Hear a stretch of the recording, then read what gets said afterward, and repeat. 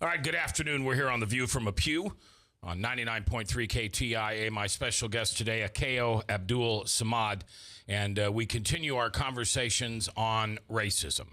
And we have decided that along with Tina Findley and Brandon Findley and anybody else who really wants to participate in these conversations is welcome to come in and do what I call unpacking what's going on in this country so we can move to a place where people are no longer being harmed, hurt, killed, murdered.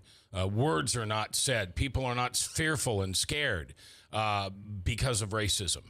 Can we ever get to that world? Martin Luther King Jr. thought so, and I think if he could see where we are now, I think he'd be mostly pleased. I think he'd also be saddened by the fact that we haven't completed that journey.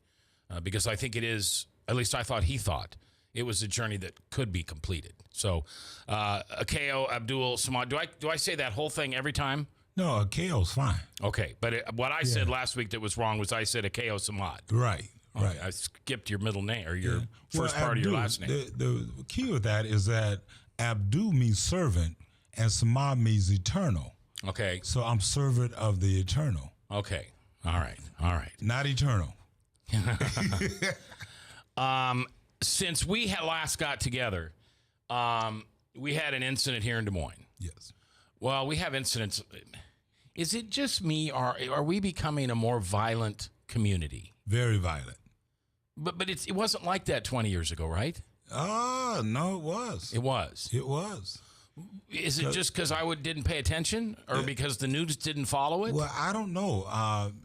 The news really didn't pick it up. But if you remember, especially in 1996, one of the things that brought violence to the forefront was the shooting of, God rest her soul, Phyllis Davis. Yes. That was caught in a gang crossfire on 9th and University. Yeah. And that's when it brought out about all the violence in the community. Remember, also, that was the same period of time, that we're talking approximately 20 years ago.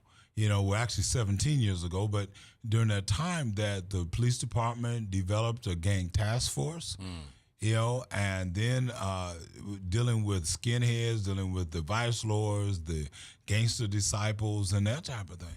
So it was very violent. Now, that was the case where David Flores was found guilty, incarcerated, and recently released for a new trial or released, period? No, he was released for a new trial. Then he pleaded guilty.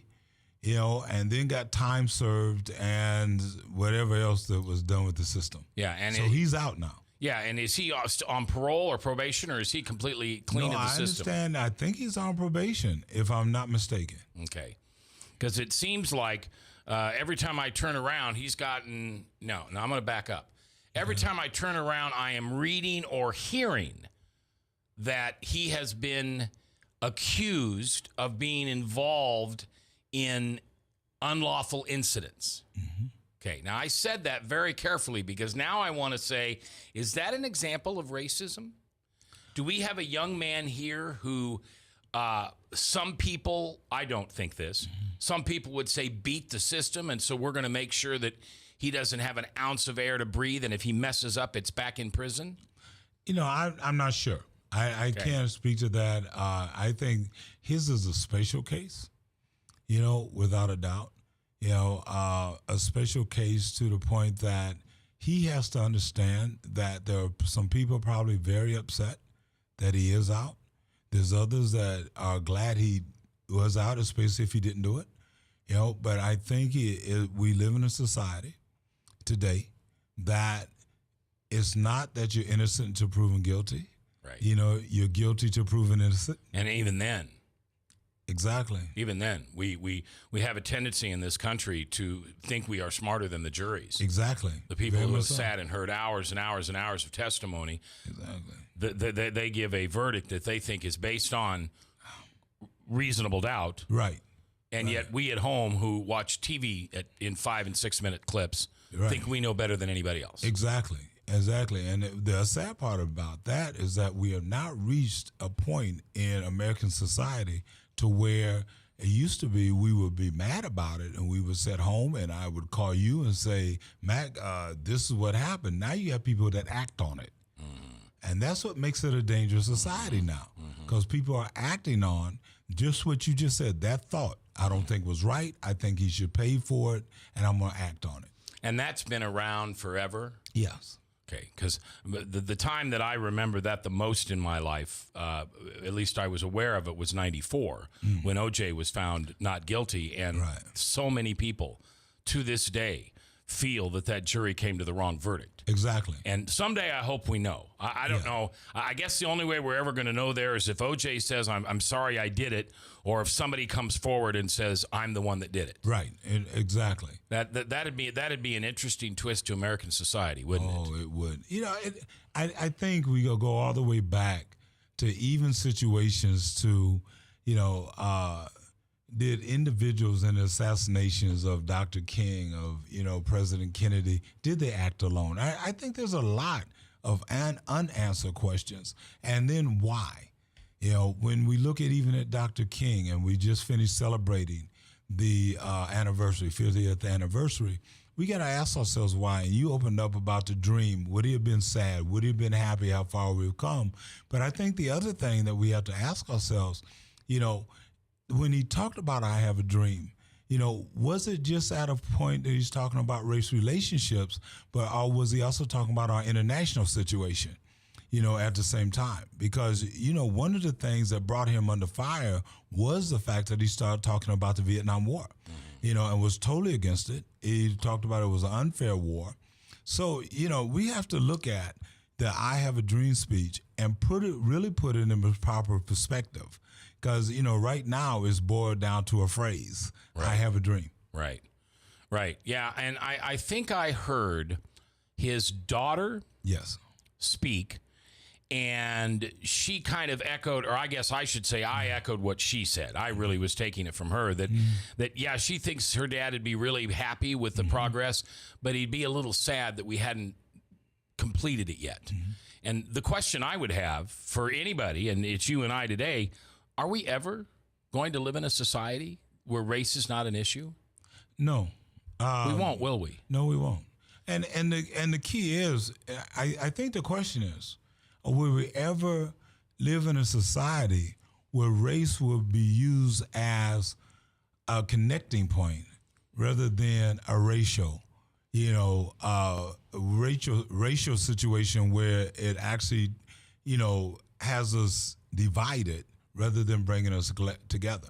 Because, my thing is, we have to live in a society with the different cultures, different races, different genders, and use that as a learning tool, a teaching tool, rather than use it as a tool that divides us into different communities. I love the fact, especially with the diversity of the different African immigrants that are here. When I look at the differences, the differences between the Somalian and the Sudanese, that is so much. Yeah. But I'm learning from that. Do they see themselves as different from each other? Yeah, they do. They do. Okay. Yeah, and so they go beyond the color of skin into worldview. Exactly. Now, some of the issues are tribal. But still, they're learning, you learn from the different cultures that are there. I want people to understand my history. I want people to understand what my grandmother and great-grandmother and them went through, to bring America to this point of today. Because if we don't share that, then we lose so much of history and the worth of individuals. Now, when you use the word tribal, that's really in the purest sense of tribal, right? I mean, for me to look at you and say we come from different tribes, I'm using that term fairly loosely. Right. Where with the Sudanese and the Somalians and the Urdu, and you're literally talking about people who are just now trying to be a third world country and not living in the jungle. Exactly. Wow. And I'm also saying between us, there's a verse in the Quran that says that I have created you into nations and tribes to get to know one another and not despise each other. We have to get to know one another. We do come from different tribes. We come, from different backgrounds and everything else, different stages and walks of life. You know, the key is to be able to share that, understand how it was messed up, you know, when African Americans were in slavery. And because there was a difference between an indentured servant and a slave. Right. You know, so we have to understand that. And once we understand that, we can't live in it and use it as a tool to fight or hate each other. Then we have to use it to be able to say, okay, this is part of our history, not just my history. You know, this is our history. Educate me. Talk to me like I'm a 6-year-old. What's the difference between an indentured servant and a slave? An indentured servant would be brought here or hired and could work their way out of servitude. Okay. You know, let's say a butler can save money, work his way out, and pay his way. A slave, one, was not recognized even as a human being. Right, 5/8. Yeah, with 5/5, 3/5, 3/5 of a human being. But a slave also was one that was looked at as property. In the Bible, when we hear conversations about how to treat your slaves, is it your feeling, and I don't know which verse that is, and there's probably a bunch of them, so I don't want to take it out of context, but is it your understanding on those conversations when those words are used, are we talking about slavery as you and I define it, or indentured servant? Actually, you're talking even about a different form of slavery. Okay. You know, you're talking about individuals that weren't just, say, enslaved because of the color of the skin. You know, you're talking about individuals who would enslave their own people, you know, and so you really dealt with a classism, you know, more than slavery. All right. You know, so what the color of the skin as much as you had nothing, and I have a lot, and if you'll work really hard for me, I'll share a teeny weeny bit of that. Exactly. Or I'll let you eat and sleep in cover. Exactly. And now when you talk about slavery and the way, the point is at that point, people were not looked at as less than human. You know, it wasn't until our slavery of African Americans and Africans that individuals then were actually in the Constitution of this United States designated as 3/5 of a human being. And we really messed that up, didn't we? Yeah, we did. God laid it out on how to do that. Exactly. And then we messed it up with greed. We totally messed up with greed. And the thing is, you know, what people have to understand is that even Africa, Africans sold Africans to individuals to be enslaved. You know, that's something we have to truly understand. Africans sold to Africans. No, sold Africans. Africans sold Africans. To America. For slaves. For slaves. Okay. It was a profit. It was a business. It was an industry. Black gold. Wow. Akeo Abdul Samad is my guest today as we continue to unpack racism. I really appreciate you being here. We're trying to do this one Tuesday of the month. Brandon and Tina are sick today. They're going to come back in another time, and we'll put these programs together and distribute them to you. Deffenbaugh, is that the guy's last name that was murdered, or that was allegedly murdered down by Wells Fargo? Richard Deffenbaugh? The older gentleman who was beat. Yeah. Yeah. Why? I mean, right now there are 3 individuals charged. Yes. There is another charge, I think, pending to obstruction of justice when a young lady ripped a phone out of another lady's hand who was trying to call 911. It's real easy for a guy of the color of my skin to stand up quite loudly and yell, "Where's Al Sharpton now? Where's Akeo now? Where's Mr. Ford now? Where's Al? Where is Jesse? Where are all these people who are outraged by race-based, what they believe is a race-based crime, but it is never held up to the same standard when a person of no color, is that what we be called, or a white person is attacked and in this case allegedly murdered by those 3 African Americans? Let me go on record now with you. You are on record, my friend. You're always on record with me. Let me go on record that I am just as upset about that incident and to that gentleman that was beat as I am with anything that happened to Trayvon Martin, that happened to anyone else in this country, you know, that shouldn't have happened. Now, as a media come to me and ask me my opinion, no, not at all. All right. But have I been working on that situation? Without a doubt. Okay. Why is it so easy for me to ask that of you, and Kevin Cooney can't? But he can't. But you got to understand, that's the culture. That's the culture we live in. So as white people, we're really saying we're not going to make it a race issue because we hate it when it's made a race issue the other way. Exactly. So, and that's our problem. When you ask the question, will we ever get over it? No, because we don't hold those real conversations. Yeah. You know, we should be holding that conversation. In fact, it should be the conversation like, okay, why did, number one, that number of young African Americans, you know, were in a situation that, number one, there was no place for them to go. You know, two, why did it happen that when other young African Americans tried to stop the situation, some of them got beat up? You know, then we have to ask, you know, those are the questions. Then we have to ask the question, did race play a part in this?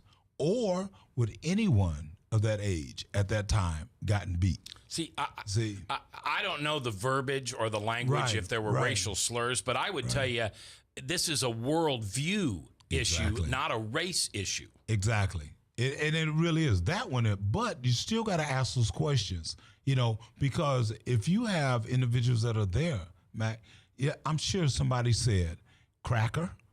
I'm sure somebody said a racial term.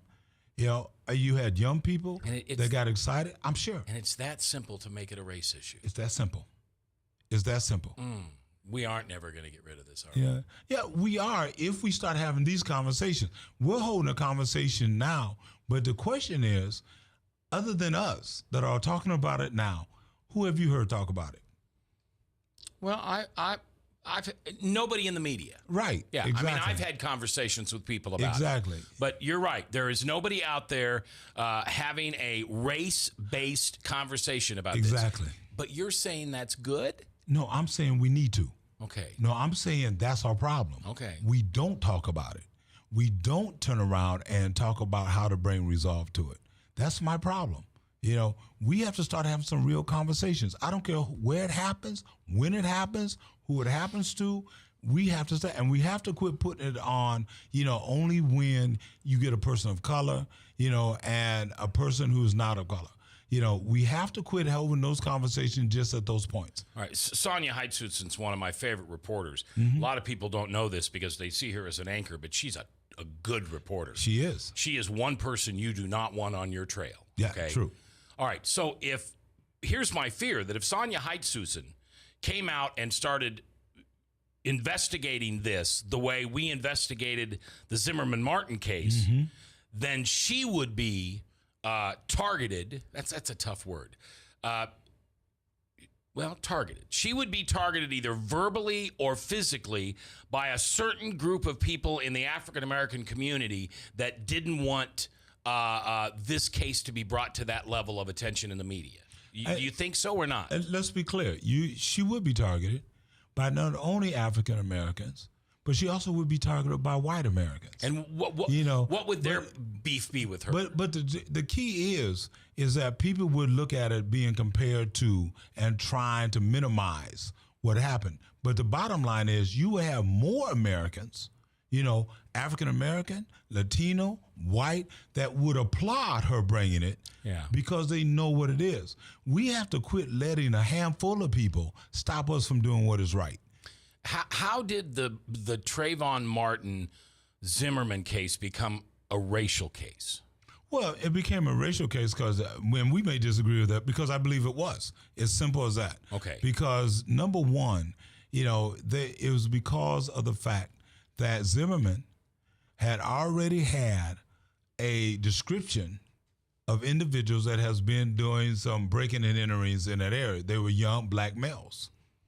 All right. So as soon as he saw a young black male, he immediately stereotyped. But why isn't that an effective way to identify a potential either victim or criminal? Well, I mean, what does Mac look like? I understand. There's a difference between identifying than acting on.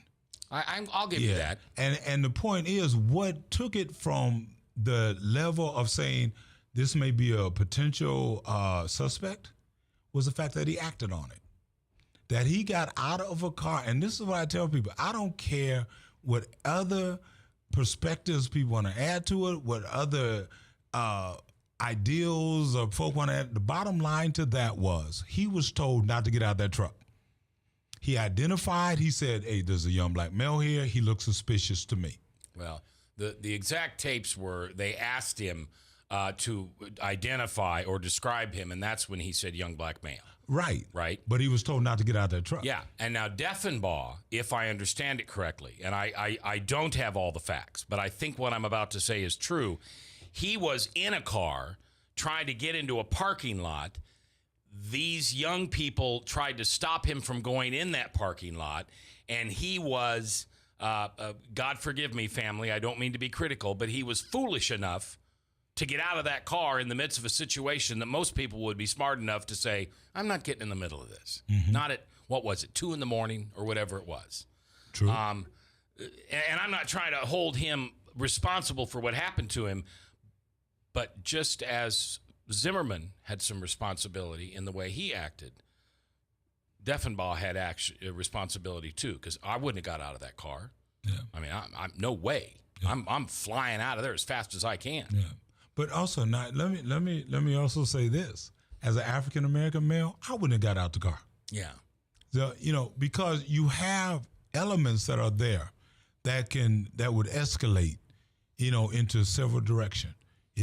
From race, to just individuals or mob type mentality, to individuals being young and very foolish. Yeah. At 2 o'clock in the morning. 2 o'clock in the morning. I don't know about your mother. I know you loved your mother very much. Mine always told me nothing good happens after midnight. Well, with my mother, I had to be in before. Yeah. So, it was not even. But the point, that's not what the culture we live in today. Right. We live in a 24/7. We do. And we're living in a situation where you have the Mothers Against Violence, Creative Visions, and a couple other organizations, one for Frank Meeks even there, that for the last, 5 Fridays or so, we've been riding, in a program called Ride Out, where we actually been driving around the community and taking kids home.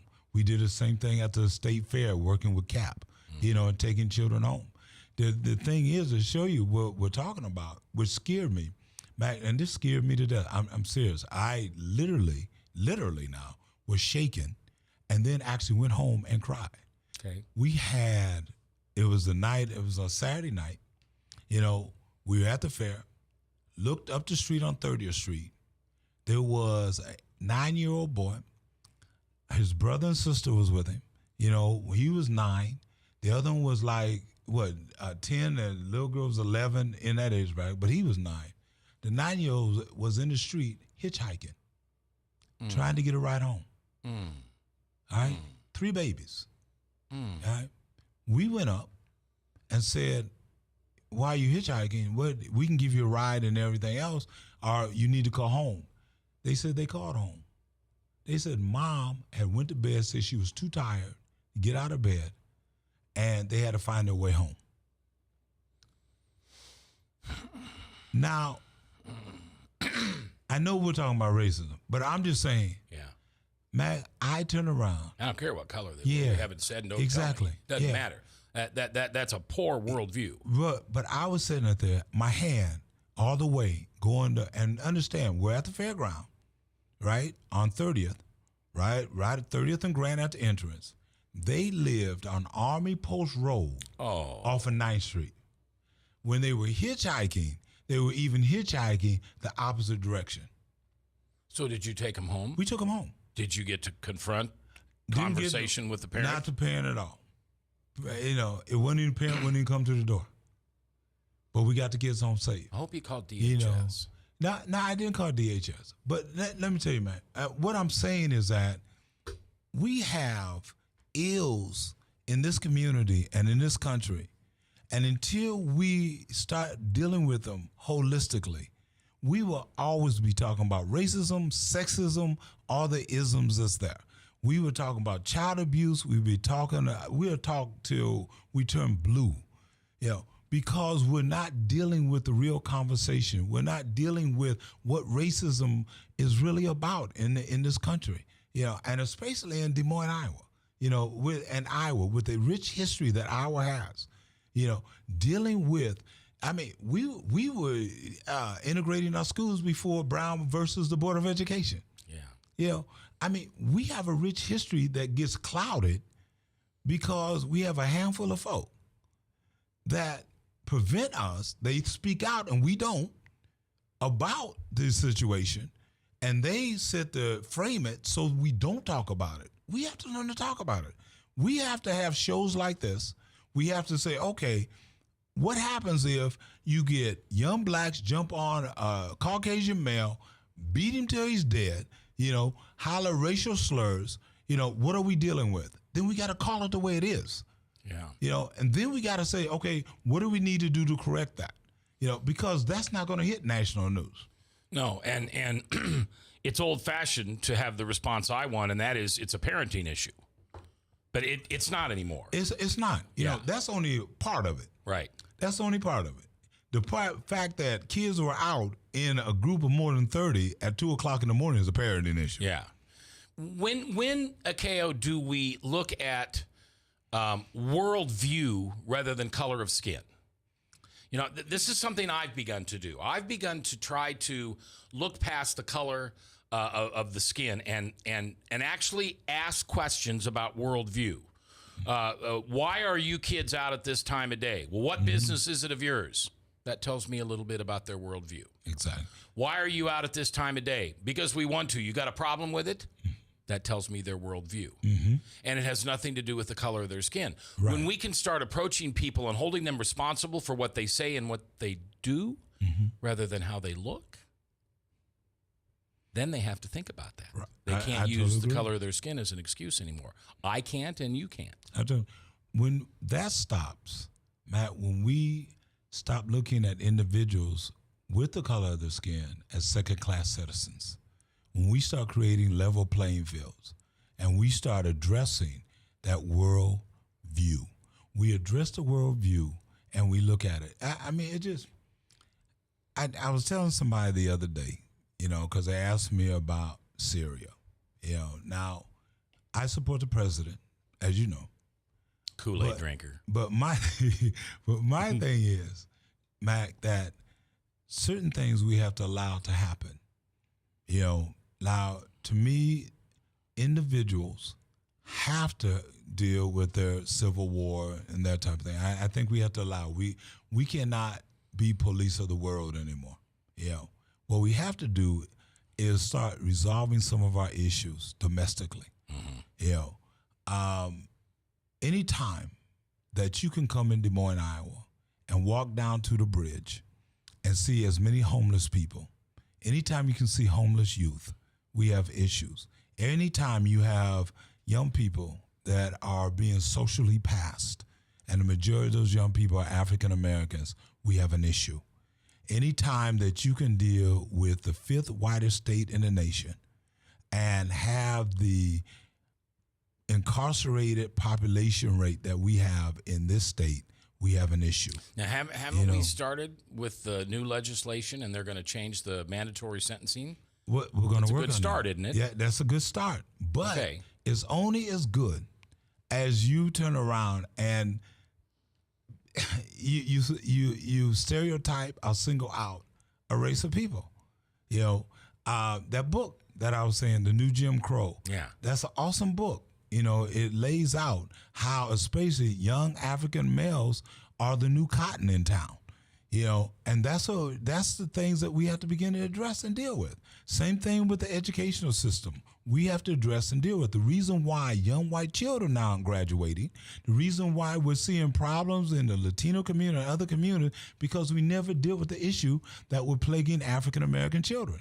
And see, if you let it go long enough, it's going to boil over. Yeah. So you don't deal with the worldview until you come back to find out how you got here. Yeah. Now, when you deal with the worldview, if you don't do it as synonymous with the point of the racism, then what you end up is a convoluted worldview.